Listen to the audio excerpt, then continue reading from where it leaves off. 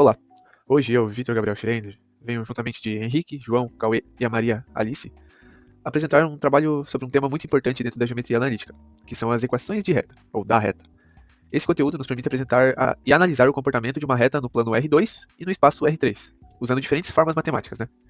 Com base no material estudado, veremos que existem várias maneiras de expressar uma reta, e cada forma tem uma aplicação prática, dependendo das informações que a gente tem. Então a gente tem ali algumas formas, né, sendo elas a equação geral, ela é uma forma algébrica da reta no R2, e ela se expressa como ax mais o by mais o c, e essa equação ela se iguala a zero.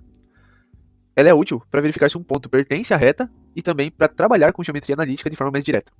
A gente tem também a equação reduzida, derivada da geral tem a forma y igual a mx mais k, onde m é o coeficiente angular e o k é o linear. Ela mostra claramente a inclinação da reta e o ponto onde ela corta o eixo y. Temos a equação vetorial. Usa um ponto da reta e um vetor diretor.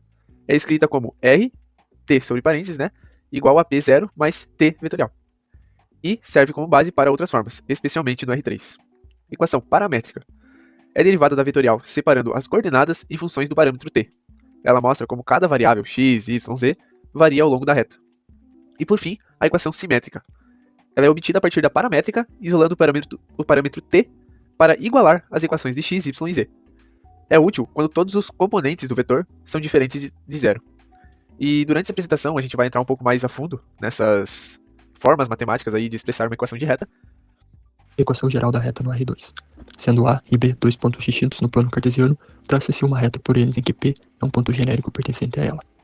O determinante da matriz formada pelas coordenadas do ponto A, B e P é igual a zero.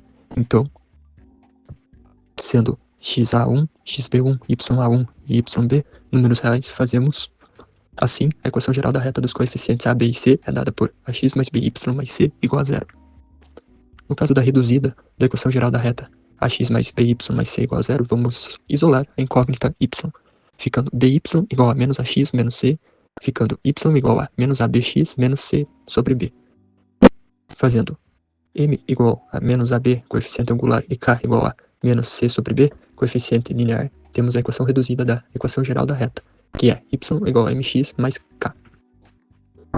No caso da vetorial, a reta é determinada por um ponto P0 e um vetor V, ficando R, T, igual a ponto zero mais T vezes V, onde T é um parâmetro real que varia de mais infinito a menos infinito, ponto zero é um ponto fixo na reta, e V é o vetor que indica a direção da reta. No caso da paramétrica, da equação vetorial, a gente separa os componentes para mostrar como cada coordenada vai variar ao longo da reta. Então a gente faz a separação ali. E no caso da simétrica, para a equação simétrica, a gente vai só isolar o termo t em cada equação paramétrica, ficando daquela forma ali. Funciona se a, b e c for diferente de zero. Se um componente do vetor for zero, significa que a variável correspondente é constante, ou seja, a reta é paralela a um plano. Se dois componentes do vetor forem iguais a zero, significa que a reta é paralela a um eixo coordenado. Olá, eu sou o Cauê e eu vou explicar o que é a equação reduzida da reta no espaço tridimensional, o R3.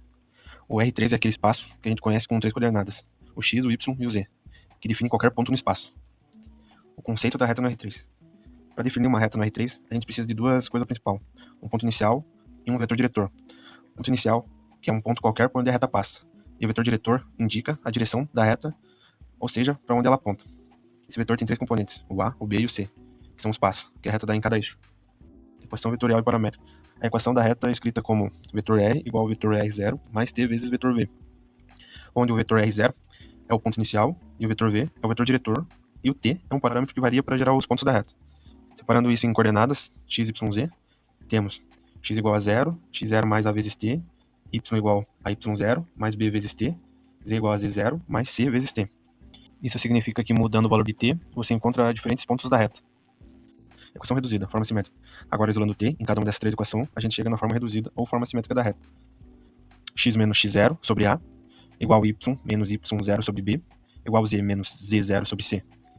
Essa é uma forma bem prática para representar a reta, porque junta tudo só numa equação e deixa claro a relação entre as coordenadas. Um exemplo prático, por exemplo, imagine que uma reta passa pelo ponto 1, 2, 3 e que o vetor diretor é 2, menos 1 e 4.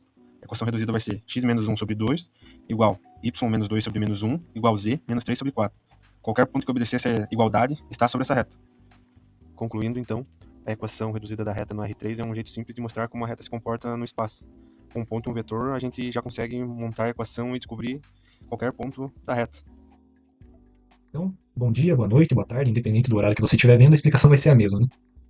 Eu acho que de início aqui, para a gente explicar o código, acho que é interessante a gente falar como que funcionam as funções auxiliares, né, da reta, né, que na verdade essas plotagens elas foram feitas com essa biblioteca aqui, Matplotlib, que na verdade é uma biblioteca que é a primeira vez que eu tive contato, então nem tudo eu tenho total ciência do que acontece, mas basicamente com o auxílio aí de várias ferramentas na internet a gente conseguiu mais ou menos ter uma noção de como fazia para plotar essas funções que a gente criou. Então basicamente começando aqui com o def plotar reta, né, nesse caso seria no R2. O objetivo que a gente tinha era plotar uma reta no plano 2D, né, no R2, com base em um ponto e um vetor diretor, ou no caso da geral, 2 pontos, inicial e final, né, 3 pontos no caso, porque a gente testava se eles estavam em uma mesma reta, né, tinha essa verificação por meio do determinante, mas enfim. Como parâmetros, então, a gente tinha ponto, vetor e ponto 2. O primeiro parâmetro, ponto, é o ponto de origem da reta, por exemplo, a igual a x0, y0. O vetor, né, no caso seria o vetor diretor da reta, por exemplo, b igual a, b. Se não for passado, ele vai ser calculado como ponto 2. E o ponto 2, né, que é o ponto final opcional, usado para calcular o vetor diretor, caso não seja fornecido diretamente. Eu entendi mais ou menos isso. E o funcionamento. Se o ponto 2 for fornecido, o vetor diretor vai ser calculado como ponto 2 menos ponto 1. Cria-se um array T, né, com valores entre menos 10 e 10, simulando o parâmetro da equação vetorial. Basicamente, esse T aqui, ele tende ao infinito positivo, tende ao infinito negativo, pelo que eu entendi, para mostrar essa linha contínua, né, da reta. Até porque se não fosse contínua, não seria uma reta, seria uma semi-reta. Ou outro tipo de semi-reta. Cria-se um array T, então, com esses valores entre menos 10 e 10. Calcula, daí, os valores do x e do y com base na equação vetorial, certo? Que é aquela de xt igual a x0 mais a vezes t, certo? E o y igual a y0 mais b vezes t. E ele vai plotar, então, aqui a parte da plotagem, a reta e o eixo x e y, mostrando o gráfico com título e legenda. A gente fez isso para todas as funções no R2 que a gente fez, e me pareceu que estava funcionando legal, né? O primeiro exemplo que a gente viu disso daqui estava funcionando com um ponto inicial, era um ponto em vermelho, mas eu achei que não era necessário, eu achei que só a reta seria necessária, então essa parte eu tirei, mas o código que a gente chegou foi esse. Então agora eu vou gravar um vídeo explicando plotar reta no R3. Então nós temos agora a função plotar reta no R3. Ela funciona parecido com a R2, né? O objetivo também é plotar uma reta no espaço, só que ao invés de bidimensional agora é tridimensional, né? Utilizando aquela mesma biblioteca Matplotlib. Os parâmetros agora, a gente possui ponto, vetor e os limites, certo? O ponto, que no caso seria o ponto inicial, por exemplo, a igual a x0, y0, z0. O vetor seria o vetor diretor da reta, né? V igual a, b, c, por exemplo. E a parte de limites seria o intervalo de valores de t usado para desenhar a reta. O default seria de menos 20 até 20. Basicamente, igual no outro, esse t aqui é para simular como se ela fosse contínua, né? Não tivesse que um início e um fim. O funcionamento desse código aqui. Ele vai gerar um vetor t com 1000 pontos igualmente espaçados no intervalo, né? Ele vai calcular os pontos da reta, né, nesse esquema.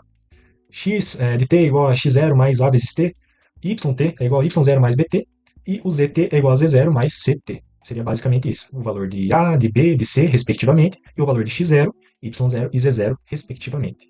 A gente usa AX 3D para criar uma visualização 3D e plota a reta no espaço. Né? A gente define os rótulos dos eixos, título e legenda, e ajusta os limites do gráfico para englobar bem essa reta.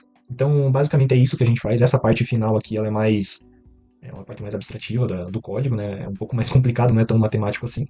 Mas, basicamente, em resumo, né? Essa parte de plotagem do R2 e do R3, plotar reta, a primeira função que a gente fez ela no espaço R2, e plota a reta R2 a partir de um ponto vetor ou ponto. E a plotar reta no R3, plota no R3 a partir de um ponto vetor também. Em suma, essas funções elas são utilizadas internamente por praticar todas essas funções da equação, vetorial, paramétrica, simétrica, reduzida, e ela complementa a visualização dessa reta, né? Não sendo só aquela equaçãozinha, né? Ela facilita também a visualização. E é basicamente isso.